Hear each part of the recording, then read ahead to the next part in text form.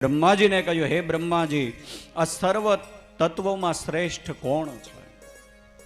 આ સર્વ તત્વમાં શ્રેષ્ઠ કોણ છે એ અમને કહો.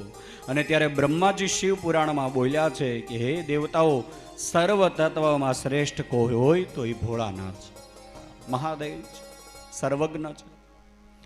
અને ભગવાન છે એટલે તો આ જગત હાલે. ઘણા બધા અમને પ્રશ્ન કરે, ભગવાન છે તો દેખાતા કેમ નથી? એ પણ વાત સાચી છે. હા, ભગવાન છે તો દેખાતા કેમ નથી? પણ તમને એવું નાનો એવું દ્રષ્ટાંત આપું કે માતાજી આગળ કે ભગવાનની આગળ આપણે દીવો કરવો હોય તો દીવો કરવા માટે ઘી જોઈએ. તો ઘી હેમાંથી બને છે? દૂધમાંથી જ બને.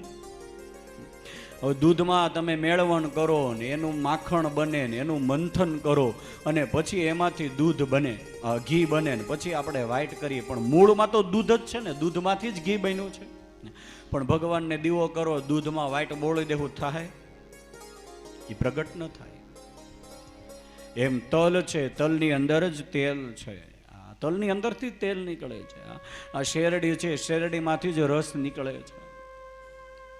એમ ભગવાન બધાયમાં વ્યાપ્ત છે, પણ એને મેળવવા માટે તમારે અને મારે વાલા ભક્તજનો મંથન કરવું પડે તો ભગવાન દેખાયા. અને પરમ તત્વ ભગવાન છે, બધે વ્યાપ્ત છે. ભગવાન બધે વ્યાપ્ત છે. એટલા